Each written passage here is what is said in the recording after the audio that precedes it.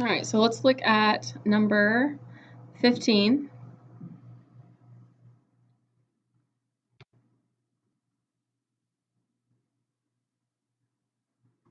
So on number 15, the first thing we're going to do is add 29 to both sides, right? We're trying to isolate the x minus 8 squared. So we're going to add 29 to both sides. So we're going to get 3 parentheses x minus 8 squared equals. Add those two together, and you're going to get 66. So now I'm going to divide both of them by 3.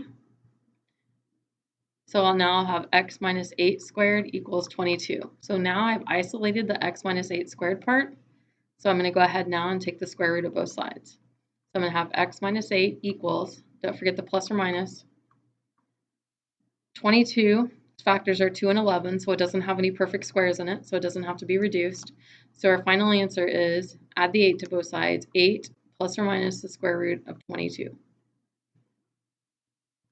All right, number 16.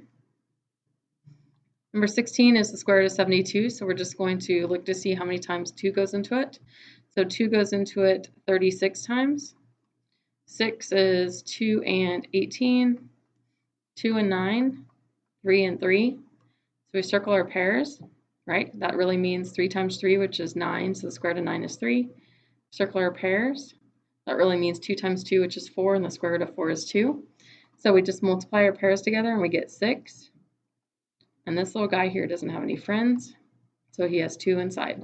So our final answer is 6 square roots of 2. Right, you multiply the 2 pairs, and then the sad guy by himself goes inside. All right, on this one, it's easier if you just go ahead and separate out or factor the 605. So 5 goes into 605 121 times. 121 is a perfect square, so it's 11 and 11. 55 is 5 and 11. So we have the 2 that's already been brought out. We're going to circle a pair of 11s. So the 11s are going to come out. We're going to circle a pair of 5s. So the 5s are going to come out. And then there's this sad little 11 that doesn't have any friends. So the 11 has to stay inside. So we multiply everything outside. So 10 times 11 is 110. And then we have this sad little square root of 11 inside.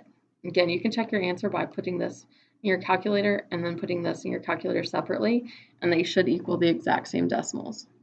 And then finally, number 18, I'm going to write that again down here.